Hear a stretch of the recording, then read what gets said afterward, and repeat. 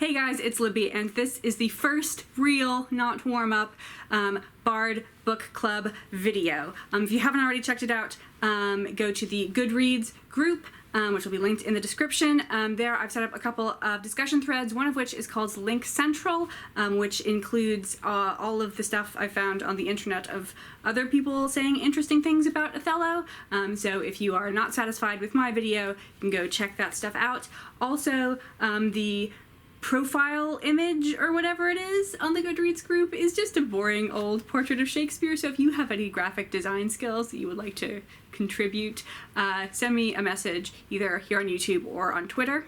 Before we get into the actual content of this month's play, I wanted to mention that in addition to reading the plays every month for this project, I am also reading 2 Shakespeare Companions. I'm reading the relevant chapter of 2 Shakespeare Companions. One is a more general one, and one is one that is specifically targeted to my interests. So the general one is Marjorie Garber's Shakespeare After All. It's about 1,000 pages, and she gives a chapter to each play, although the poems are not included. And then the special Libby interest one is Shakespeare. I am particularly interested in gender and then everything that means in terms of sexuality in Shakespeare's plays. And if you are interested in that as well, you should check this out. But if you are interested in, say, Shakespeare and Freudian psychology, or how Shakespeare reflected current events in his works, trust me, there is stuff about that. Anything you want to read about Shakespeare has probably been written. You may also see me reading lines from the text from these 2 books because I do not own a physical copy of Othello. It is the only work of Shakespeare that I do not own a physical copy of. I have everything else in the Yale edition, and I do not know where my Yale edition of Othello is. Hopefully it's just really deeply lost somewhere in my parents' house, but I have not known where it is for like 5 years. So if I want to cite a specific passage, I either have to hope that it's cited in one of these 2 books, or I'm going to have to grab my laptop and read it off of that. And finally, I would like to apologize for the lighting quality of this video. It's kind of cloudy and maybe going to rain here in Amsterdam today. But if we were going to talk about any play in the pseudo-darkness, perhaps Othello is the best one. What a good segue. Let's talk about setting. So Othello includes 2 of Shakespeare's favorite setting elements. The first one is 2 contrasting settings. So in Act 1 and a little bit in Act 5, sort of represented in characters rather than in a physical space, we have the ordered, governable Venice, and then we spend most of the play in wild, rugged Cyprus. So the order versus disorder is a similar situation to what you would find in A Winter's Tale with Sicily and Bohemia, or A Midsummer Night's Dream with the city of Athens and the forest outside Athens, or As You Like It with the court of Duke Senior or Duke Frederick. I'm not going to get it on that one. And then the forest of Arden. The other frequently used Shakespearean setting element here is Italy. Shakespeare, if he can, kind of likes to set his plays in Italy, partially because Shakespeare shares in the conception that Italians are somehow more passionate. They're more likely to murder someone or fall in love. This is pretty common among English writers, and by English writers I don't mean English language, I mean specifically England. You'll find this sort of concept of Italy also in the works of Elizabeth von Arnim. She's more of a like, Italy is magical, or E.M. Forster, or the writers of early Gothic novels. And then one thing that we see perhaps more in this play than in the typical Shakespearean play is how much of it takes place at night. The entirety of Acts 1 and 5 take place at night, and several scenes in Acts 2, 3, and 4 are also taking place at night. So we've got these passionate, murderous, lusty Italians. We've taken them from their ordered home and thrown them into the wilderness, and they can't see anything. So tragedy is going to ensue. The darkness creates ambiguity, so we can't really see the characters clearly. Their motives are sometimes hidden from us. Characters don't clearly see each other. This is an entire play about deception. And in the darkness, you can hear someone better than you can see what they're doing. So a lot of times words take a precedence over actions. And I think that all of this ambiguity in the characters means you can play them in different ways.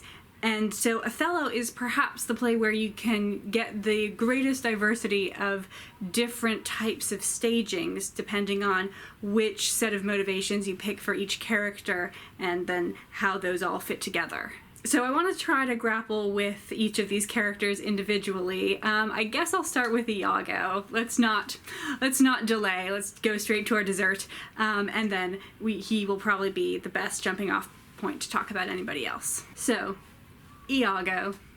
Why is he doing this? He does state some reasons. The first one that he presents to us is that Othello has promoted Cassio to lieutenant instead of him, and now he's mad at both Othello and Cassio. And I think whichever direction you want to take Iago in from that point, that has to be at least part of his motivation. You could make that his entire motivation, or you could mix in some of the other ones that he either states or that one can infer. The second one that he mentions is in his first soliloquy, when he says that he thinks his wife Amelia has had sex with Othello, and so it is only fair that Iago now ruin Othello's relationship with his new wife Desdemona. We have a lot of reasons to doubt this. One, the character of Amelia. You could play Amelia in a way that this is unbelievable. You could play it in a way that it's maybe less unbelievable, but we'll talk about that when we get to Amelia and her motives. Another reason that we can't really believe it is that this would be a really persuasive thing to say to Rodrigo. So Rodrigo is because Iago keeps trying to get money out of him, Rodrigo is kind of suspicious that Iago is actually on his side and is trying to mess with Othello. And Iago reassures Rodrigo in various ways that he is in fact on his side, but he never brings up the fact that he thinks Othello has jumped into his seat as one of the reasons, which would probably be the most convincing reason to Rodrigo. And it's not that Iago is trying to keep this a secret out of shame of being a cuckold, because he says, "'Tis spoke abroad," which means lots of people supposedly know. Another angle you can take on this is to embrace the iconic line, "I hate the Moor," and just have Iago hate him and just sort of be evil. In other words, take your verisimilitude and throw it out the window. Don't try to do a play that is genuinely reflective of human psychology, but do a more tropey play about a battle between good and evil, where you're casting Iago as the devil. And this is quite possibly what Shakespeare had in mind when he was constructing this character. In the play that Shakespeare is going to write immediately after Othello, Measure for Measure, it's not too hard to read into the text a Christian soteriological reading. And so having this sort of Christian psychomachia, devil on one shoulder, angel on the other, yelling at Othello, is not surprising. Also, the way that Iago is the bearer of light. As I said, a lot of this play takes place in the darkness, and it is often Iago who is bringing the lantern in and illuminating the parts of the scene that he wants to illuminate. So Iago here is the light bringer, the lux. He is ferrying it out. Lux, fair, Lucifer. And this type of character is also based on a long-standing English theatrical tradition of the vice, or just the evil character who's just evil because he's evil. And there can be a kind of appeal and also a kind of logic to this. Marjorie Garber says, "Hate for hate's sake, motiveless malignity. Iago is successful precisely because he has no second dimension, no doubt, no compassion." So I think that is a valid way of portraying Iago, and quite possibly the original way of portraying Iago.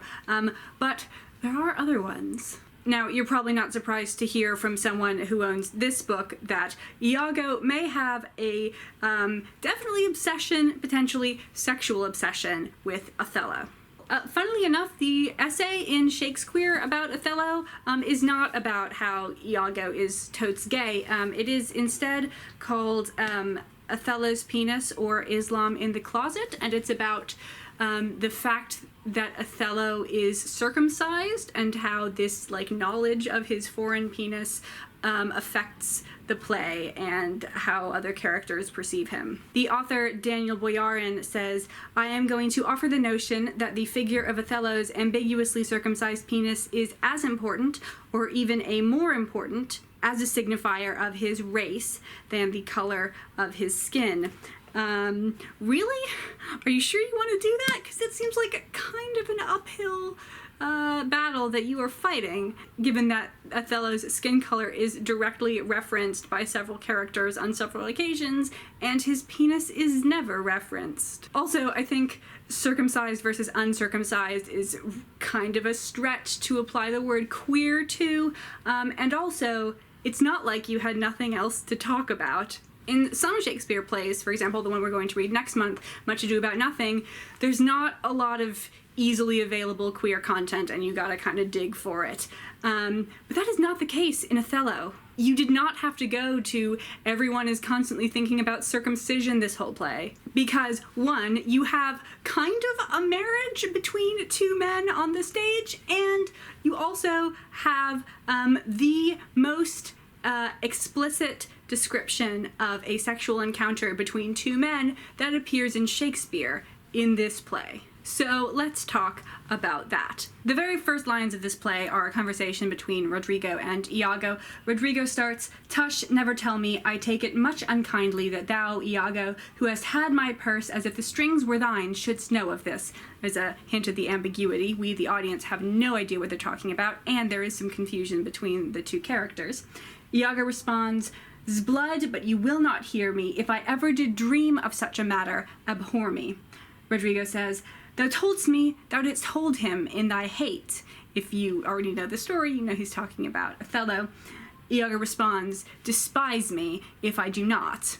He does not say, "I do not," and as we will eventually learn, Iago doesn't care if Rodrigo despises him or not. And so Iago, while maybe he isn't what we would call in love with Othello, he still wants to be the person who is closest to Othello, or the only person that Othello can depend on, and so Cassio and Desdemona are both threats. And then jumping ahead to Act 3, Scene 3, we get the first evidence that Iago presents of Desdemona and Cassio's relationship. He tells Othello about a time that he was sleeping next to Cassio and says, "In his sleep I heard him say, 'Sweet Desdemona, let us be wary, let us hide our loves.' And then, sir, would he grip and wring my hand, cry, 'O sweet creature,' then kiss me hard, as if he plucked up kisses by the roots that grew upon my lips, lay his leg o'er my thigh, and sigh and kiss, and then cry, 'Cursed fate that gave thee to the moor.'" Now, of course,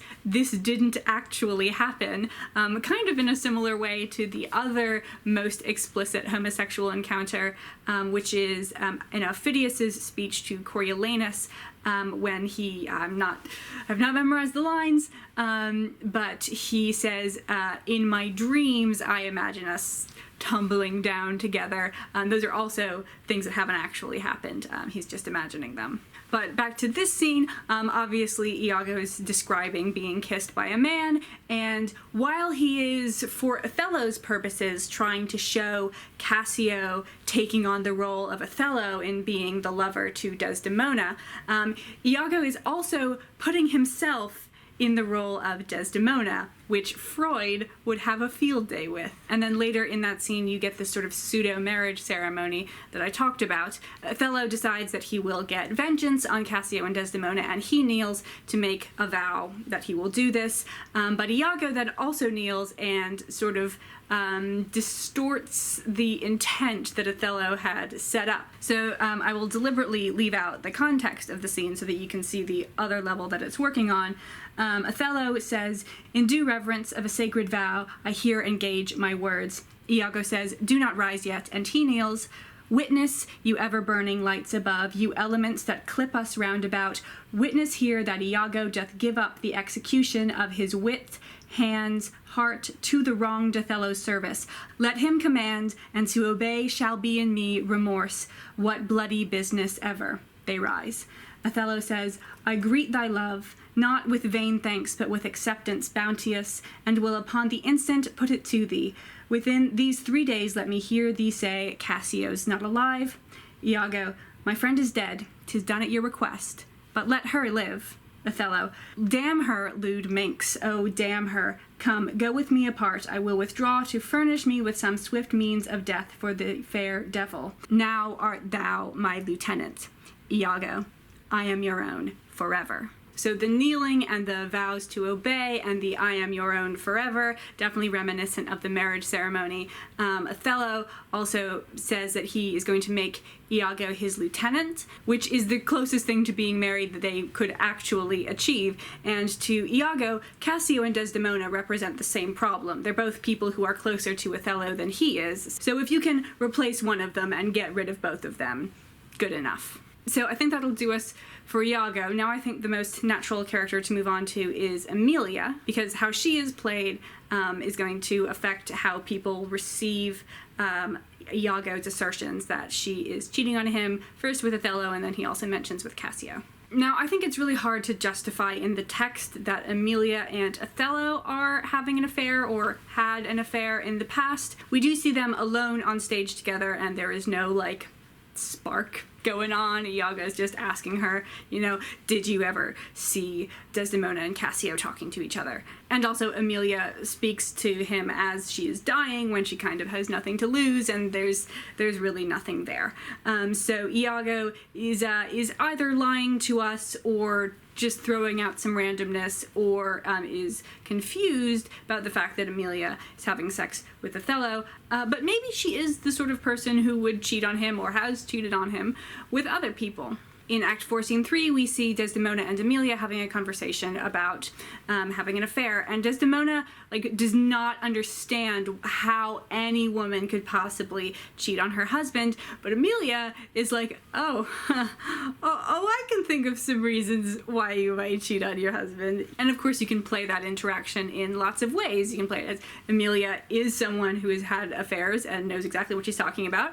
You can present it as she's just trying to shock Desdemona out of her prudishness, and this isn't really something she believes or something that she would do. Or somewhere in the middle, this is something that she's thought about, but the right opportunity that would result in the most benefit for her husband has not yet occurred. You also see Amelia kind of slut-shame Bianca in Act 5, Scene 1. Bianca says that Cassio had supped at her house, which is not, you know, that scandalous, just the having dinner, although one does assume that they are in a relationship. And Amelia immediately comes out. She's not even really part of the conversation, but she just throws at her, fie upon thee, strumpet, to which Bianca responds, I am no strumpet, but of life as honest as you that thus abuse me, to which Amelia says, as I, foe, fie upon thee. So either she is, in fact, disgusted and repulsed by courtesans, or this is hitting a little too close to home and she is in front of people, so she needs to make a show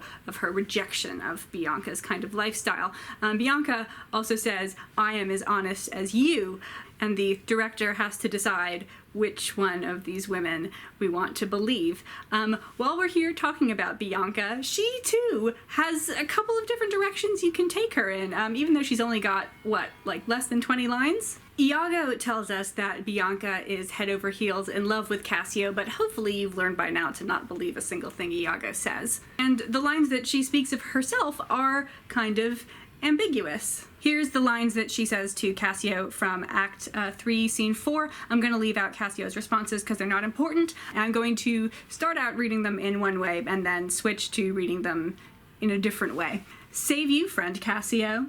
And I was going to your lodging, Cassio. What, keep a week away? 7 days and nights, 8 hours, and lovers' absent hours, more tedious than the dial 80 times. Save you, friend Cassio.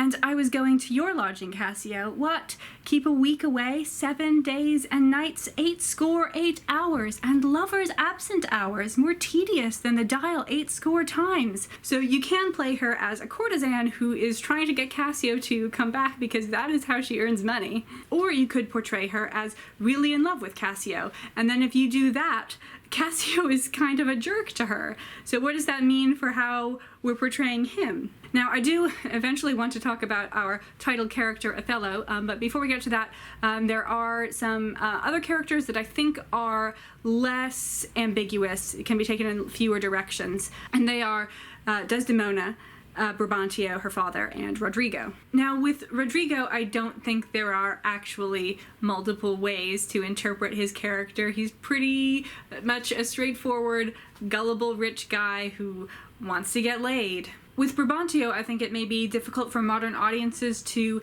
interpret his original function in the play. I think people might think that he would be speaking with the voice of the audience, and that is as one opposed to this interracial marriage. The Othello-Desdemona marriage is by no means the only interracial relationship in Shakespeare. You've got Aaron the Moor and Tamara in Titus Andronicus, and while they are evil and not really people you would want to emulate, so is everybody else in the play. Then you've got the, I think he's Prince of Morocco, or possibly Duke of Morocco, from The Merchant of Venice, who is one of the suitors to Portia, and while Portia and Nerissa comment on his skin color, it doesn't seem to disqualify him or make him a ridiculous potential husband. And then there's kind of a mention of one in The Tempest. The reason that all of these characters are on a boat that Prospero is able to shipwreck is because they are coming back from a wedding between an Italian woman and an African prince, duke. I can never remember these side characters' titles. And the family members that are now returning are not at all bothered by this. The young lady herself was slightly bothered by this, apparently, but possibly more because she had to move to a different continent than because her husband was not a curled darling of Venetia. So when Desdemona makes her speech explaining that she is, in fact, actually in love with Othello and he did not magic her, this is not some radical act on the Shakespearean stage. And while some members of the audience probably start out on Brabantio's side, some of them are also certainly starting out on Desdemona's side. And then the play kind of just tells you that Desdemona is the right side to be on. And then, speaking of Desdemona, I think if your knowledge of this play comes primarily from just cultural osmosis, rather than actually seeing or reading it, there might be a temptation or a tendency to view her as a passive character. She just sort of is perfect and virtuous and then lies there while Othello strangles her. And I think that her boringness does perhaps encourage people into the unmotivated Iago, the guy with motiveless malignity who's just evil because he's evil, like Desdemona is just good because she's good. And what's going on between these forces of good and evil is the battle for Othello's soul. Phew, okay, we're finally going to talk about the title character of this play, Othello. Now, I very intentionally call him the title character rather than the main character, because I think Iago is the main character. He has more lines, he has more interaction with the audience, and he's more psychologically developed. But it's not a mistake or a fake out for Shakespeare to have called this play The Tragedy of Othello rather than The Tragedy of Iago, because Othello is the tragic hero. He may not be the main character, but he is the hero, and he's also the protagonist to Iago's antagonist. Othello is the one who is in an exalted position. Iago is not. He can't even become lieutenant to a general, let alone general himself. And he is also the one who struggles and suffers and dies, whereas Iago at most gets irritated until the final scene when he murders Amelia. Maybe that's just a very extreme form of irritation. And with the other characters, I framed their ambiguity in terms of a choice that the directors and the actors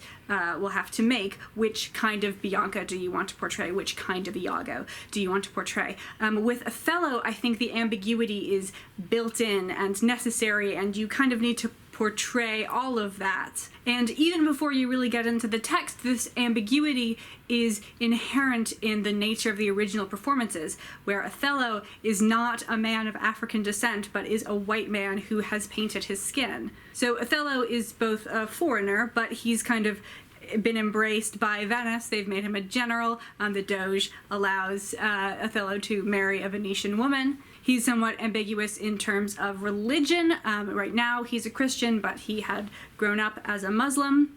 And so I guess we can mention he is ambiguously circumcised and not circumcised. I don't think that has much to do with the text. And all of this has kind of jumbled up his public and private personas to the extent where he basically doesn't have a private persona, he is only a public one. He has, at least in his eyes, necessarily become a man of action rather than a man of words, because by his actions he can be, man, the light's getting really bad, I'm so sorry. By his actions he can be of aid to Venice, but by his words, which are, more of a personal thing, he feels that he can't. Now, this is all what he thinks, but it's impossible to be only a public person and not a private person, just as it is impossible to be only a man of action and not at all a man of words, and Othello is constantly confused by this. When he's explaining to the Venetian senators why Desdemona fell in love with him, he says, "She loved me for the dangers I had passed,"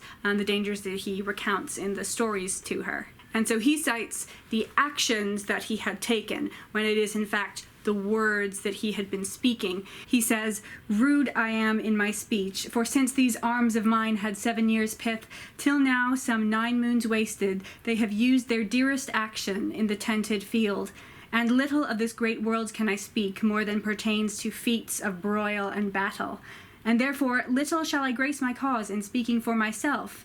Yet by your gracious patience, I will a round, unvarnished tale deliver of my whole course of love, what drugs, what charms, what conjuration, and what mighty magic for such proceeding I am charged withal. I won his daughter." He says, "Rude I am in my speech," but he's speaking beautifully here, and he speaks beautifully throughout most of the play, and here he's speaking in perfect iambic pentameter.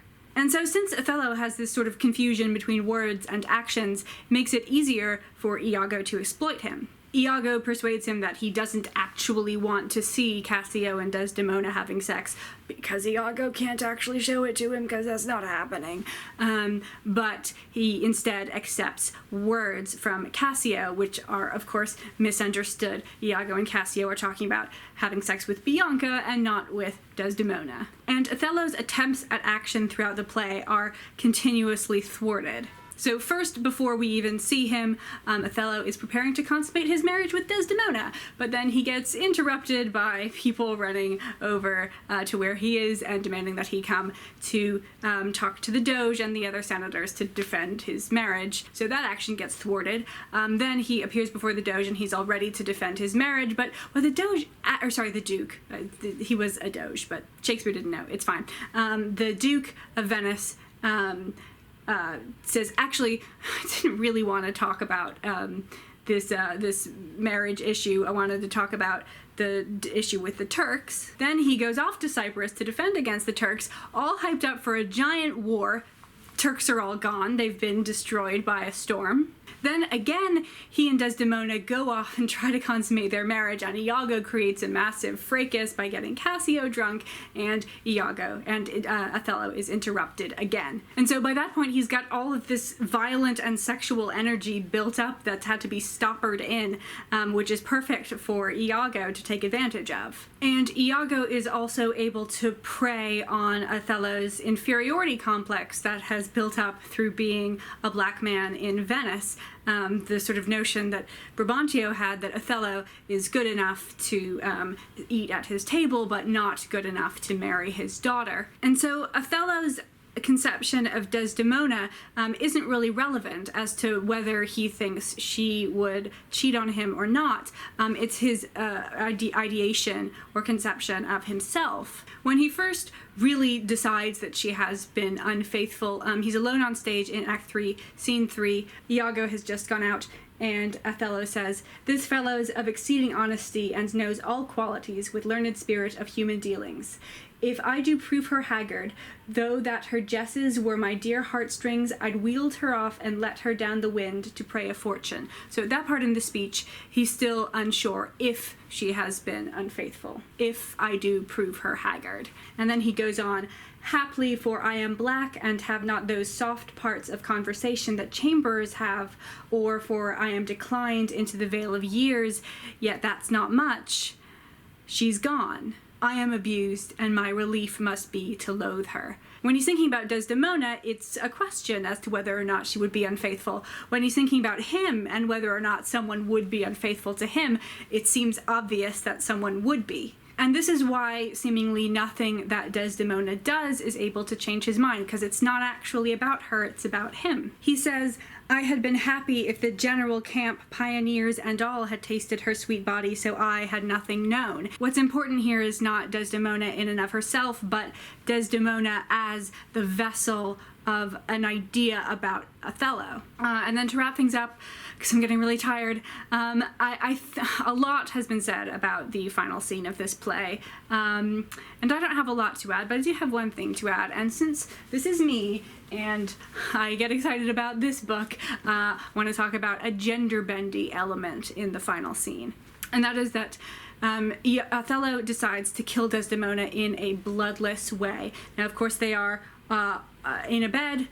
They've laid out the wedding sheets. These are the sheets that would be stained with her blood, at least in the folkloric, although not necessarily medically accurate, conception of wedding nights. But Othello does not believe that she will bleed on her wedding night because he believes she has already had sex, and so he believes that there isn't any blood to spill out of her. But as it actually happens, when she dies, she remains a virgin in terms of blood shedding. Her blood has never stained her marriage sheets, to slightly conflate blood from the veins and blood from the hymen. And so then at the end, when Othello realizes, God, the lighting is bad, when Othello realizes that this is in fact the case, he is the one who provides the blood for their wedding sheets when he stabs himself. Okay, I think that is everything I wanted to say. I hope you guys have enjoyed this. I'm happy to talk about Othello more in the comments or on the Goodreads group, but I need to go have a lie down right now.